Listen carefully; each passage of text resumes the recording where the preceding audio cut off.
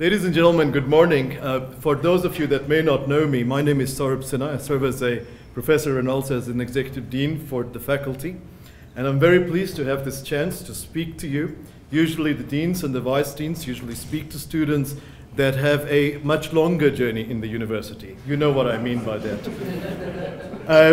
But we seldom have a chance to speak to those that are in fact our achievers and sometimes don't stay that long with us. And then those that do, we end up calling them doctors. So I wanted to say a couple of things. A few days ago, we had the chance, you know, we run multiple type of extended programs, and there's the official extended program, and then there is the unofficial extended program. A large number of our students are on the on the extended program that they have themselves designed. But we were, so Dr. Battle, as you know, is our vice dean for teaching and learning, and Dr. Battle and I had the chance to attend an event which was also to celebrate students that have in fact been top achievers on the official extended program. It was an interesting discussion. There were two speakers. One of them was myself. Sometimes I have to do these things. And the other person was a very interesting speaker. Her name was Deshan Dazel. She is our first South African, in fact, black female that climbed Mount Everest. It was really very interesting to hear her in the sense that she talked about her journey before Mount Everest and also her journey while she went on Mount Everest. What was quite interesting was when she was giving us the descriptions of the chills, the thin air, and just thereafter, I had to do my presentation. So you can imagine she climbed Mount Everest. You know, I haven't done the similar. So you can understand that this was a difficult one, but it wasn't actually so much so. Because I think that the difference in the journey that she was describing and the journey that many of our students in the engineering and the built environment take is maybe not too different. Do you agree? Maybe the challenges are a little bit different, but otherwise there's a journey component which in fact is quite analogous. So one finds that achievers tend to maintain their attitude, their aptitude, and I think they're able to climb different kinds of altitude. Sometimes it's in the form of Mount Everest, and sometimes it is in the form of achievement like you have today. So I think we're certainly speaking to the group that is in fact falling in the categories of these multiple A's. I want to maybe say a few words about achievements. And I know that some of you know one another, but some of you may not. We're a large faculty with more than 8,000 students. And the group that's here, some are still maybe coming, is in the region of about 100 students. It is in fact a very small segment. What one finds is when you are in such a distinguished group, and when you're coming to these groups, and you know later on we have breakfast, you start to think about, you know, how am I going to cope? You know, what if one of these clever students asks me a question which I can't answer? And, you know, and then you wonder, fortunately, at least among yourselves and maybe also among the academics, is that you do also wonder that, you know, you actually find that because everybody else is thinking the same, nobody ends up asking the difficult questions. You have an easy conversation. But other than that, you also have the chance to exchange ideas. You have the chance to exchange contacts. For some reason, maybe due to similar academic marks at one point, I ended up being in some such gatherings. And what was very nice is some of these individuals that you speak to then, it's a little bit odd at times because you're not sure of, you know, now I have this person's link, who contacts first, do I not, what do we discuss? And what the nice thing is that you do. And when you do, you realize that a number of years later, the individuals that are in crowds like today are in fact individuals that take some of the top tier positions, both in South Africa and in the world. So I think that you have a much better probability of success in the groups that one tends to perhaps engage in and through gatherings like today. So what are maybe some of the attributes that successful students have? And I think that there is a very strong linkage to the values of the university. Now, you know, when you're a dean, you're part of the academic core, you do have to remember the values of the university, and we all have our cheats, and my cheat is RICE. So RICE stands for regeneration, imagination, conversation, and ethical values. Those are the 4 values that the university proposes. And if you think about these are very strong and very rich values that one can take forward. But I think in these values, one finds that key aspects around imagination, and I'll touch on it once again in way of an example, is in fact our ability to do things that are ordinary, but in an extraordinary way. And I know that a number of you, in fact, pursue that in the way that you do whatever you do, whether it's an assignment for a university academic or whether it's something that you embark on and upon outside of the perimeters of the university. I thought that I will share a little story with you. Before I do that, on imagination, I thought that there is a quote which comes from Vladimir Nabokov, which says that it is our imagination flies and we are its shadow on earth. I felt encouraged about this particular quote because it's by a Russian who was well renowned in the English prose. So you can actually see that there is in fact some success in what he says. But now to move away from the prose into a little bit of engineering, I will share a little story with you which sometimes talks about success and the way that success is perceived. In fact, I try to argue in this whether success is in fact beauty and whether it is in the eyes of the beholder. In this particular case, which is the case that I have myself experienced when I was in my former job, I was teaching an undergraduate course. It was a third-year design and manufacturing course, which was in electrical engineering. And in this particular course, students had to select a topic, an engineering topic, that they will render for the non-technical community, the community at large, but it will be an engineering solution that will solve a problem that ordinary people have. And in this class, one of our students was a student from Rwanda, and this particular student selected a problem where he sought to provide electrification for a rural school, for a rural area in his country. But that's not the way that we saw it. His project, which was demonstrated, was a very simple principle. It was the principle of using the dynamo effect to charge cells, to charge batteries. So if you think about it, that is something that one does at maybe even say at lower secondary school, mid-school. So when this particular project was in progress, it was a second semester course, and it was in 2009 when this particular student was uptaking the module. This particular student then demonstrated this project to us. So he was simply a bicycle, riding the bicycle. Imagine doing that as part of one of your practicals, demonstrating your project, charging a cell, and trying to, and this is a third-year course, and you're trying to, at the end of this day, impress people that may have doctorates.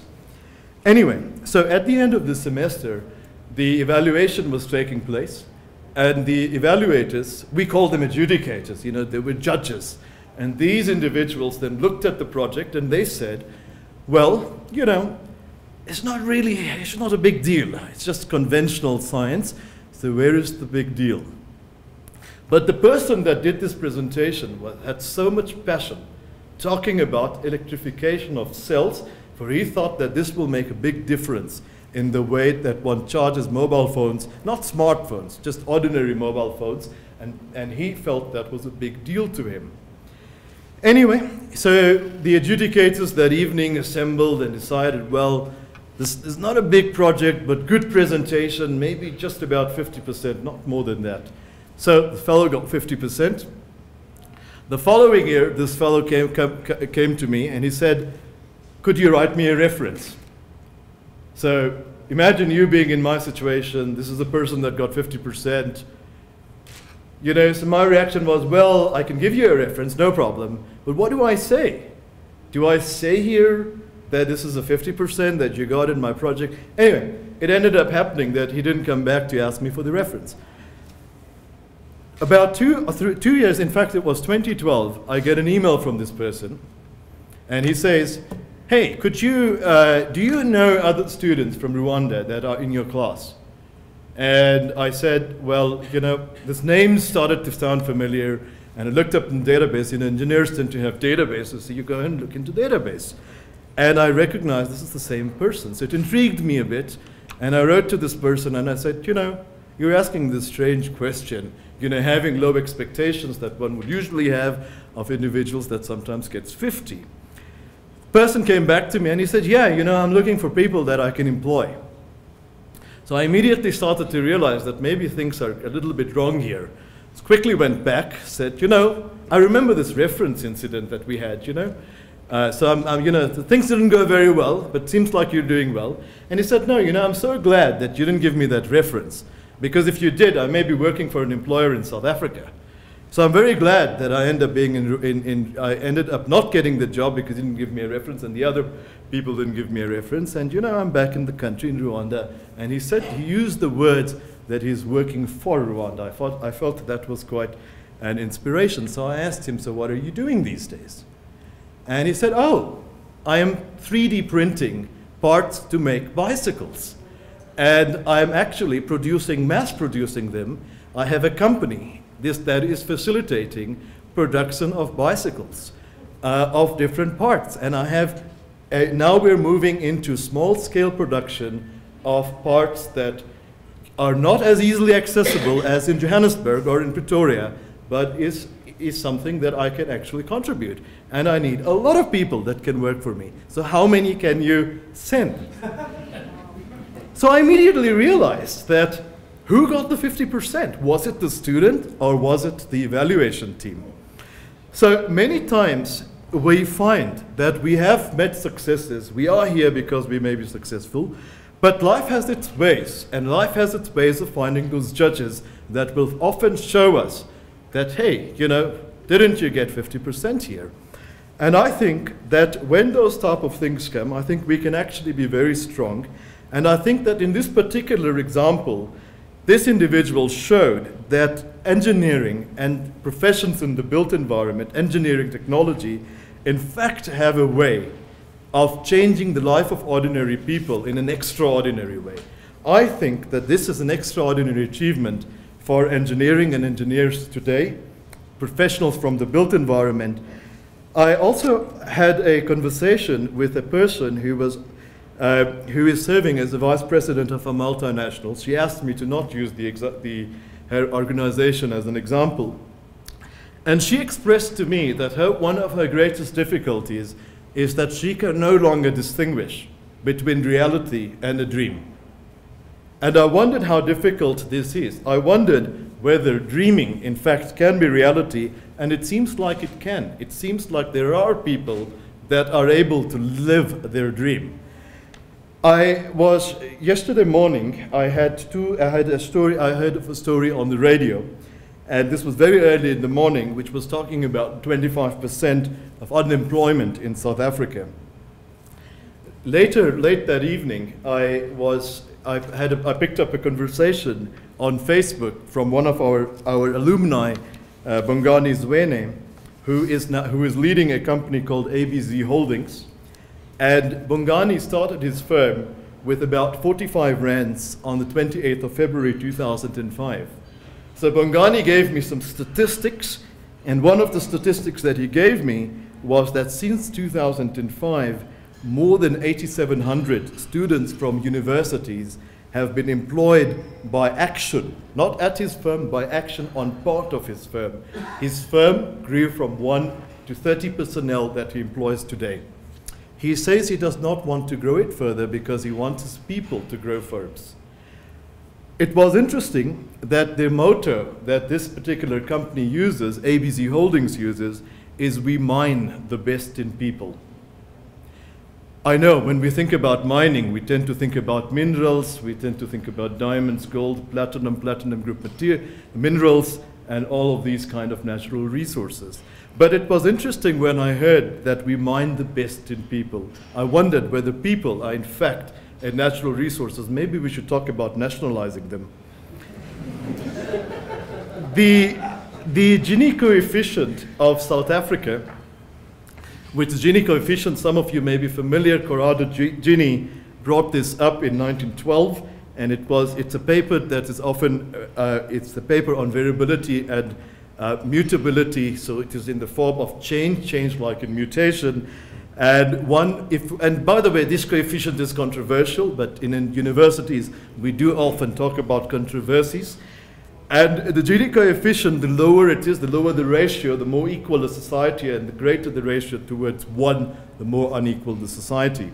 So the Gini coefficient at one point, perhaps even now, rates South Africa at 0.67, so more towards an unequal society, whereas if you look at countries such as the United States, one finds the ratio to be close to 0.36.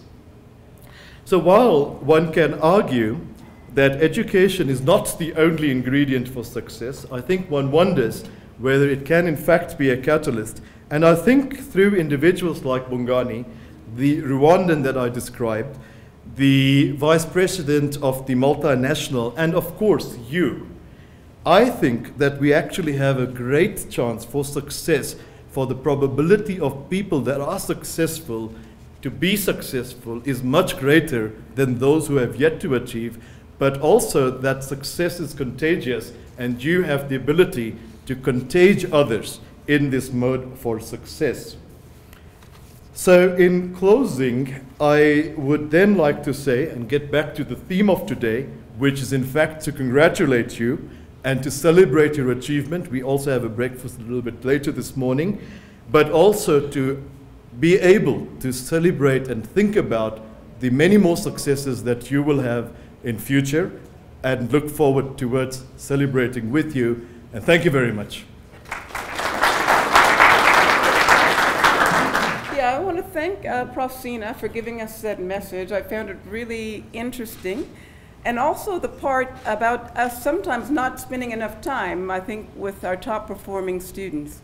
And I must say on behalf of the staff, it's really a pleasure to be with you here this morning. And the next part of the program is the fun part. We're going to be doing awards and presentations.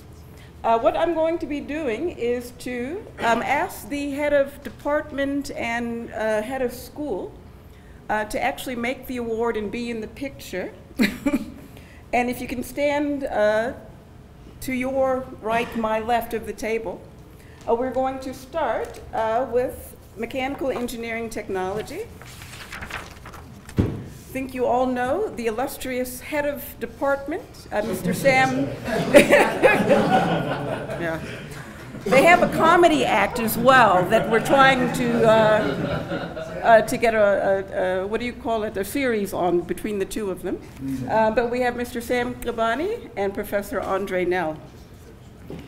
The first recipient is Joseph Myna Mondo.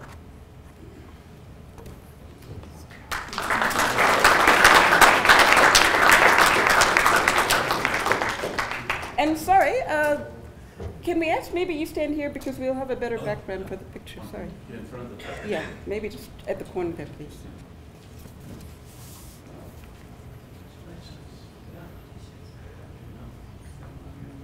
Yeah.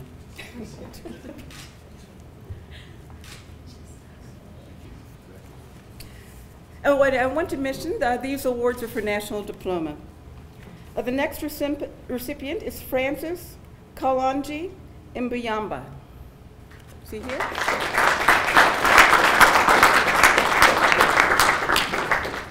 Tabang Palatse Marudu.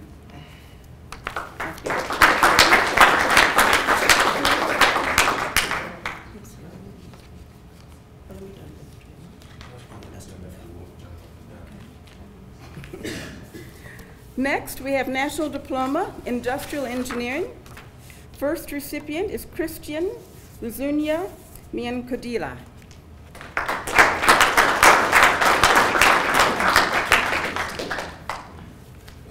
Then we have Priscilla Bonfle Legopello.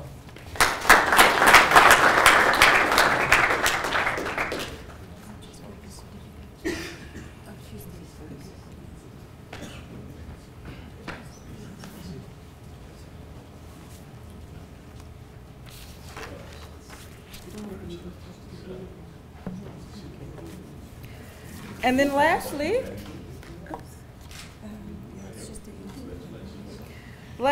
for this department, BTEC's Industrial Engineering, we have Mbali Gabela.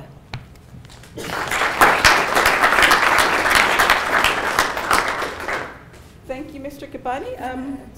Prof. Nell, can I ask you to say? Next, can I ask Dr. Henning, our illustrious Mechanical Engineering Science Head of Department. First recipient is Nicholas David Harvey.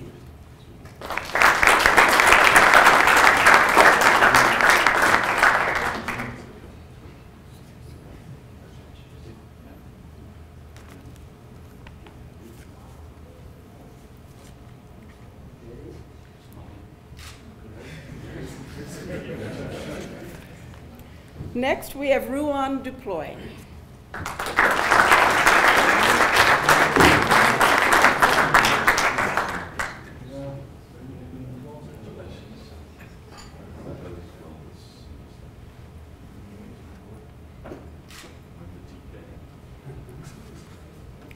Next, we have Mohammed Mullah.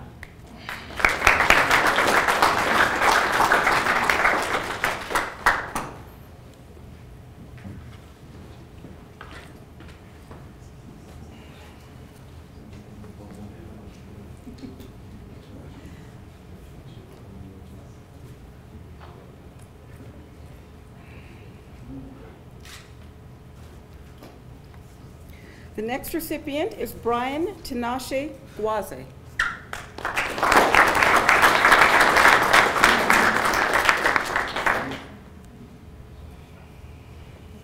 Okay. And finally, we have Anton Steenkamp.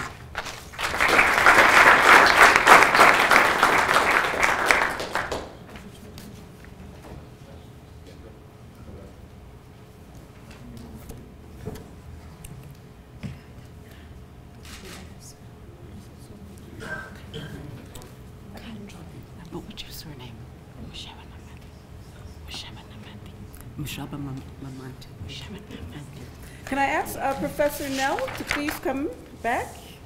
We're going now to the Department of Quality and Operations Management. Representing the head of department is Mrs. Mamushante. Okay, I'm fine. That's why I asked her to come up, because I thought I was going to get it wrong. The first recipient is Chipiso Edward Mpela.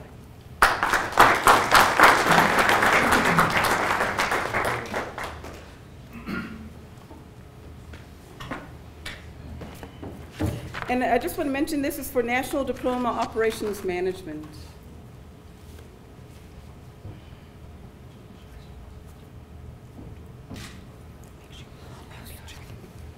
The next recipient is Lebahong Tepel Teshalo.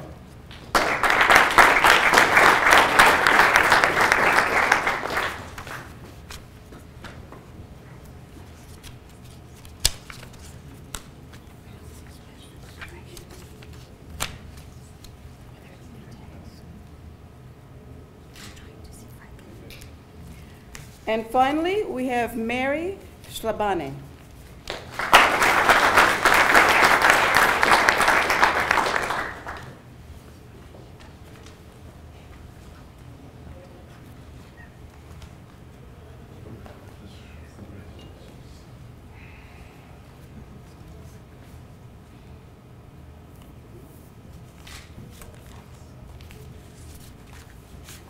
Thank you, Prof. Nell.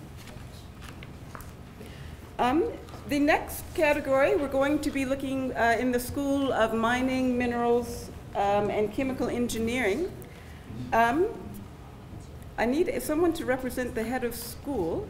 Can I ask Mr. Belade to represent head of school and head of department?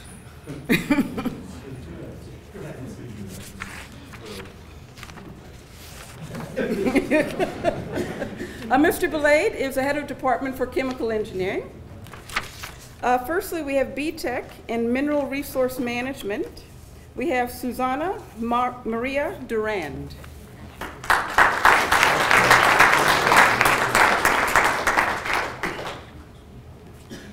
Next, for INDIP extraction metallurgy, we have Rebecca Moncho Mopang.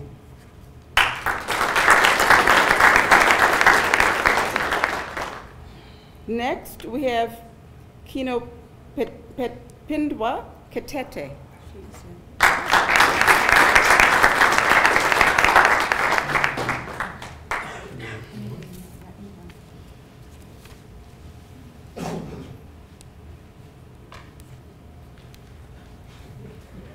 Let's do that last. And finally, we have Pierrick Kabamba Twite.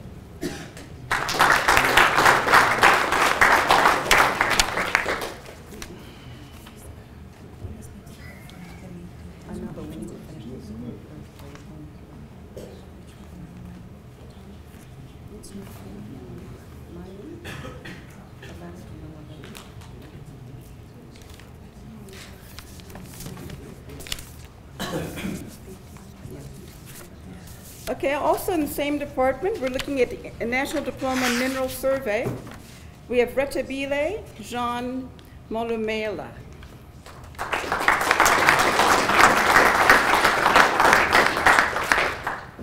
We have Dimakatso William Nkuna.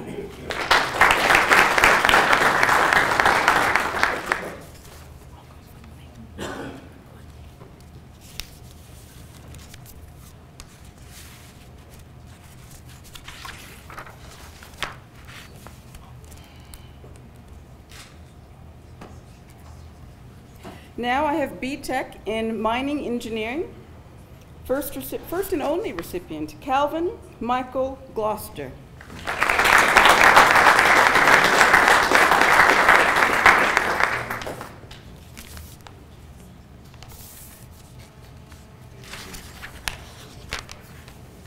Now going to National Diploma in Mining Engineering, we have Light Muziwake Rikotso.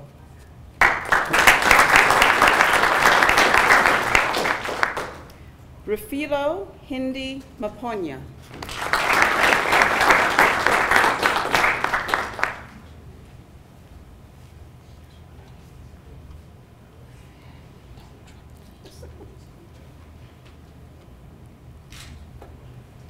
Next, we have Jacob Serowe.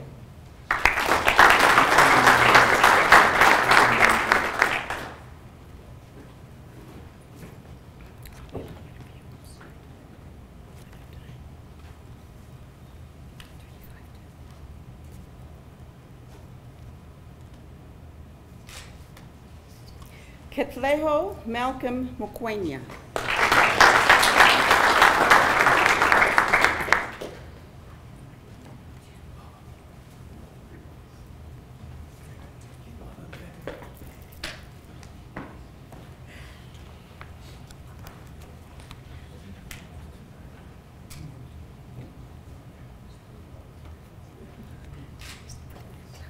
Tiani Riveningo Milani.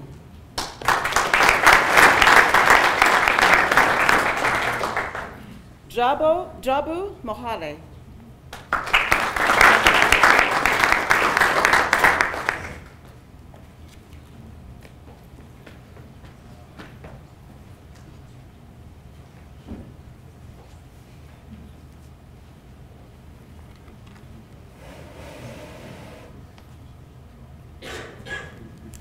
Julia Nkosi.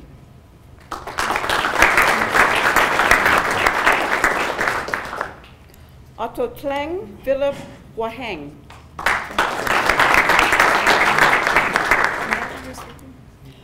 Ayanda Sikusana.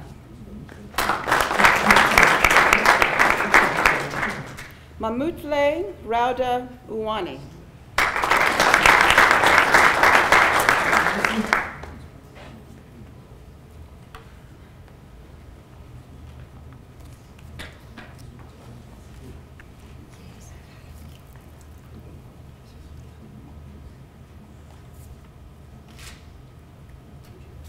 Letlotlo John Mosekela.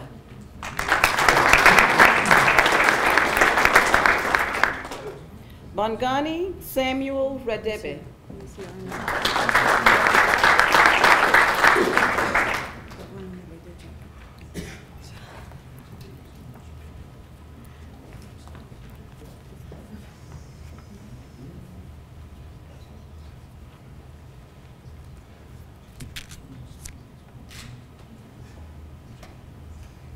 Mokadi Rosina Malato.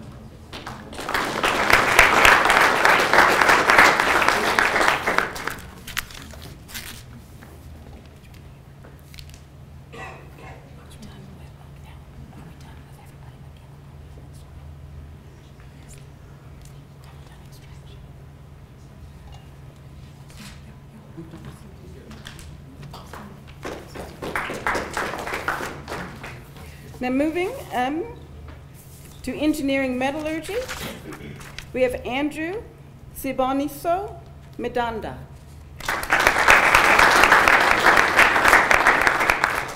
Lebahang Abel Mafakeng.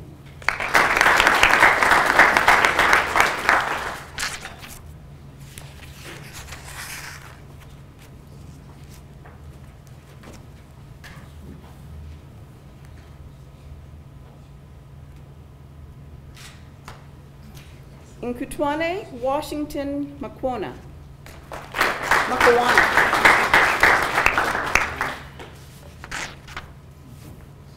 And finally, we have Mr. Belaid's department, National Diploma, Chemical Engineering. Abakeng Peter Pladinyana.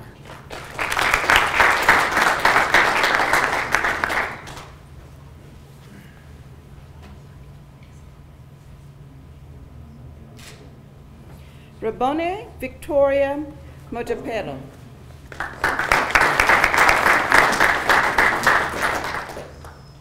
Usimpire Tanwane.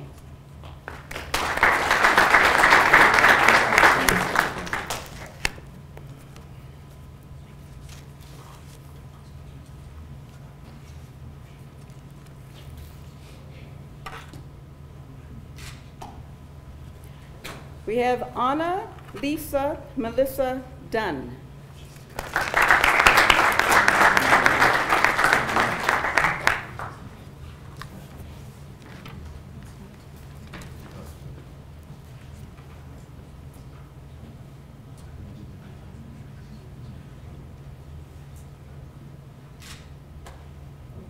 And finally, we have Mashapa Jimmy Seminya.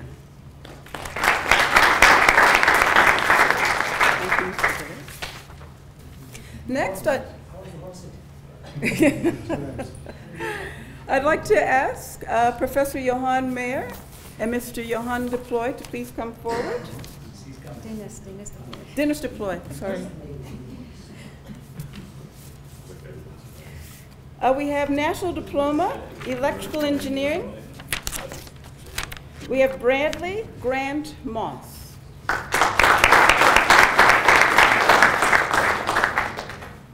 National Diploma, Power Engineering. We have Renato Fonseca Oliveira.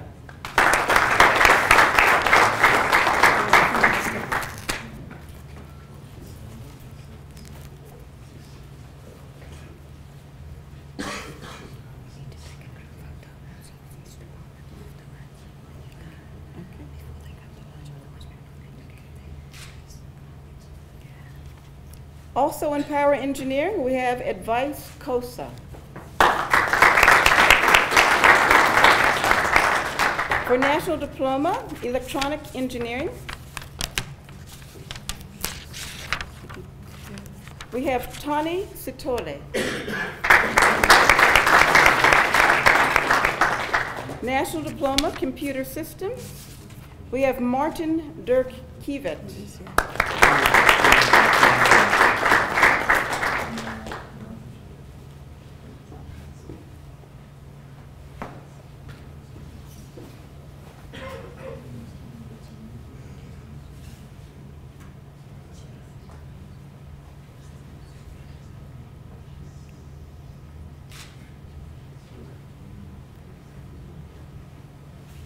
Next, we have Kimo Ditswe, Gratitude Modikwe.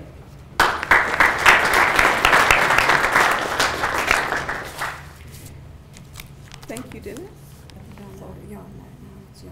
Okay. Can I ask Professor Twala, Head of Department for Electrical Engineering Science, to come forward? We don't have any electrical things. No, it's electrical and then it's thin. Okay. Do you want me to tell I you? think it's okay. Will it say in here? No, I don't. Okay. I'm just noting, we're going to be giving certificates for electrical engineering and also a special group who are electrical with IT. 10 of them. There are 10 of them. So, well done. First of all, We have Mbasa Kokile.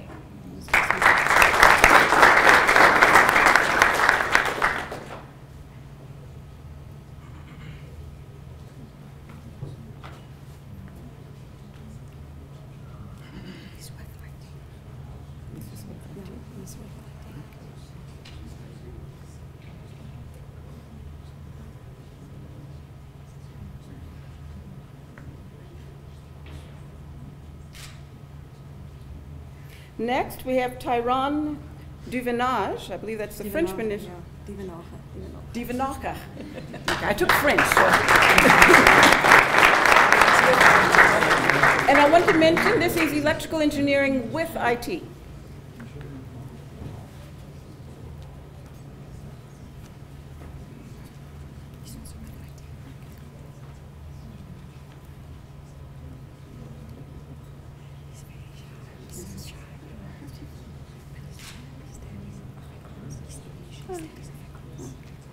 Next, we have Rainier Swanenpool, who's also electrical with IT.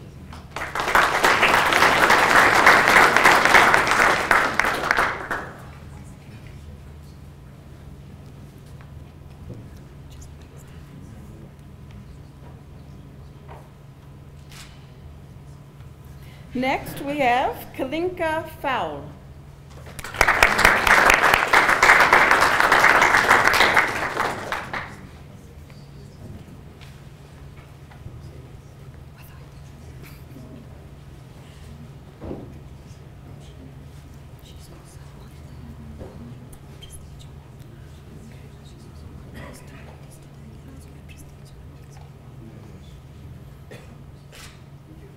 Next, we have Peter Erasmus, who's with IT as well.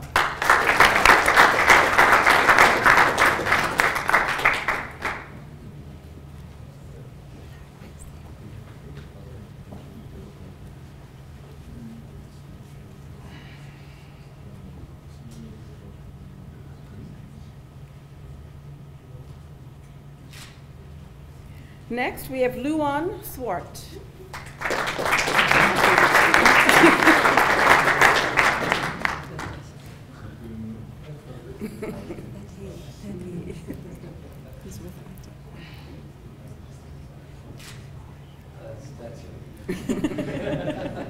Next, I have Martin Trollope, who's electrical engineering with IT.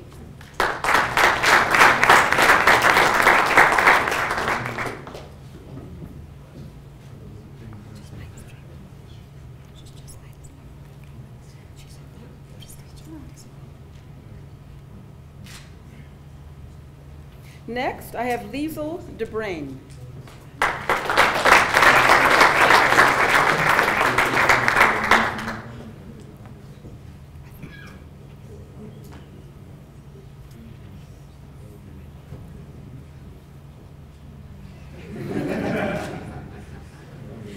Ronald Moorcroft with IT.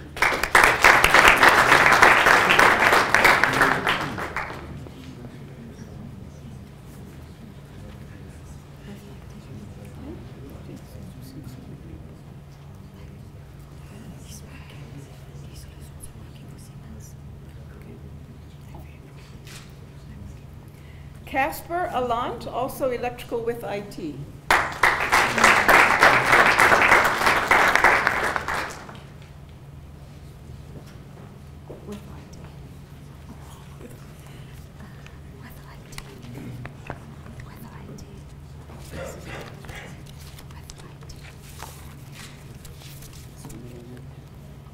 Kevin George Pretorius.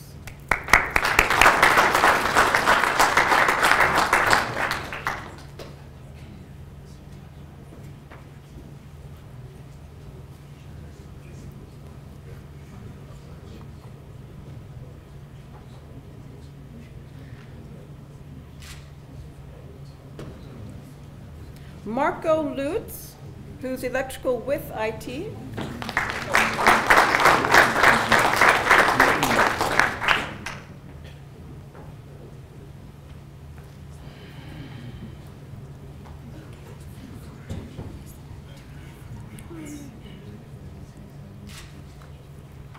Ryan Gordon Johnston with IT.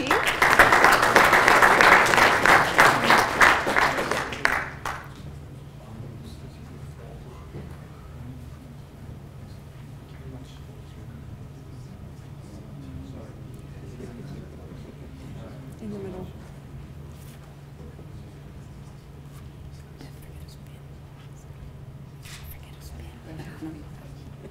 Andrew Mark Smith with IT.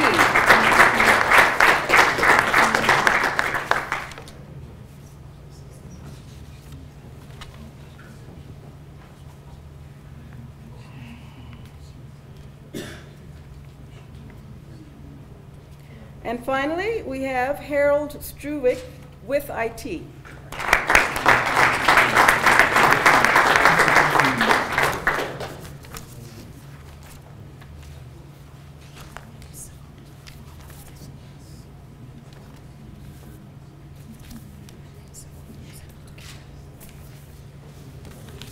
Thank you. Next, we're going to go to the School of Civil Engineering in the Built Environment. Can I ask Dr. Okanta to come and stand not only as HOD but head of school?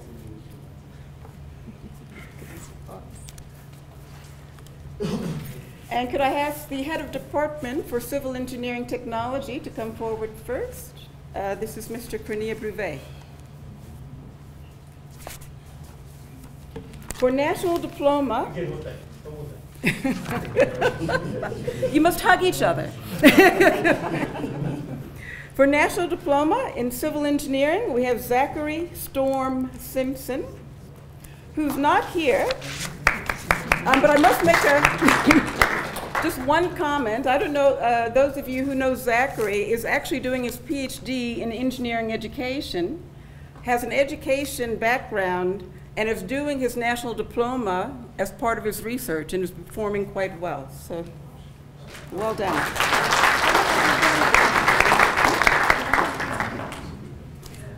Thank you, Prinia.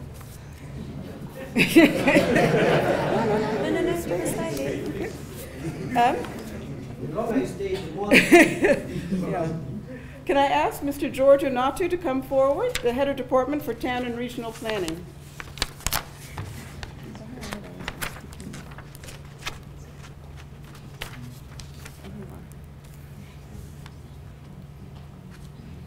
The recipient is a National Diploma in Town and Regional Planning, is Inolofatsang Lakaba.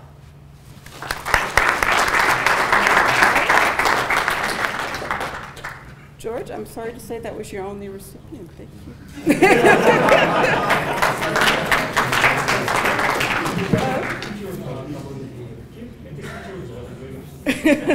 you. Next, we have building. Can I ask Professor Ogumba to come forward to represent for the head of department?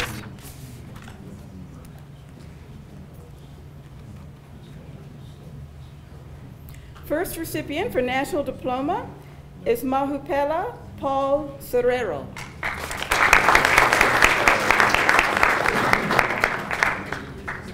And I like that jacket you're wearing, eh? Can I have this? Is it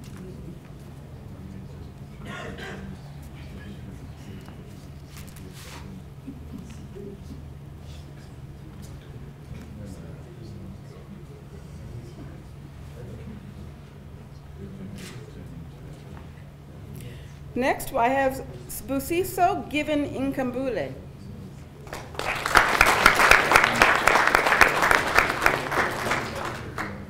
Willem Frederick Tennyson.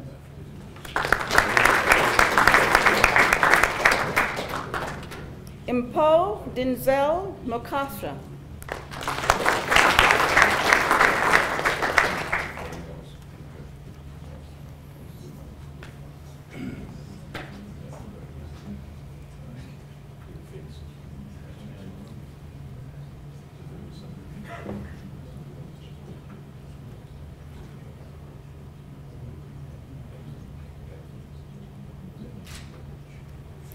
Next, I have Mulatto Daniel Mashingwane.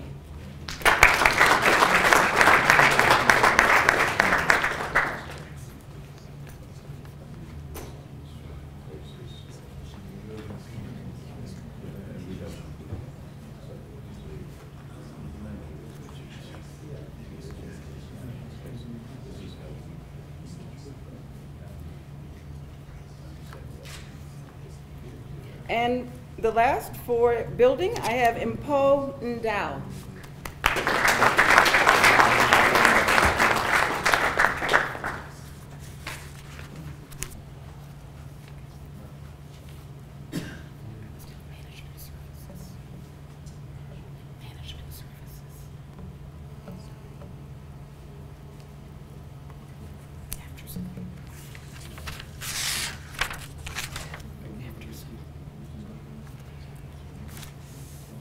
Next, for Department of Civil Engineering Science, for being, I have Mpo Octor Selamale.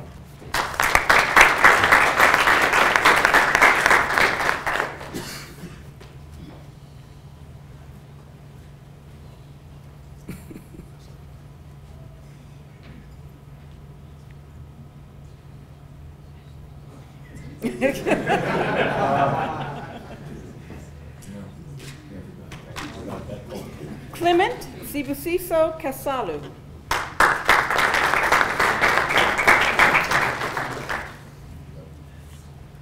Louisette Kazadi Bitandi.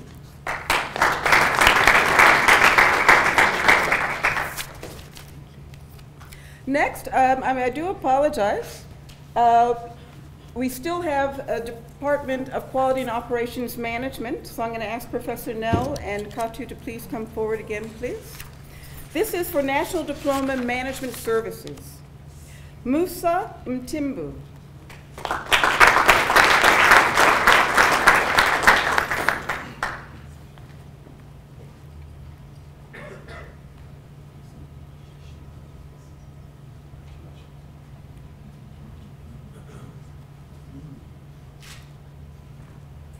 Bongamusa Makatini.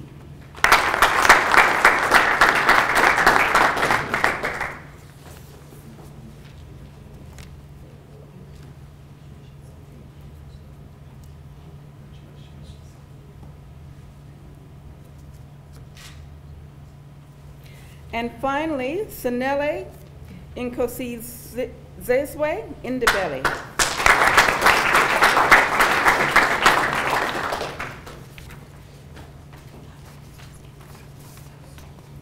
Do you want to do it now, or just announce it? We'll do it before we go to breakfast.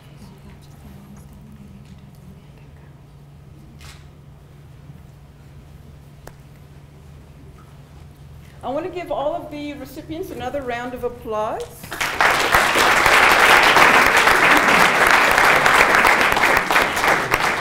And I want to say, I think one of the greatest joys in life is the ability to be happy for somebody else. So, yeah. I'm happy for all of you, and I hope as students you appreciate each other as well. Before we break for lunch,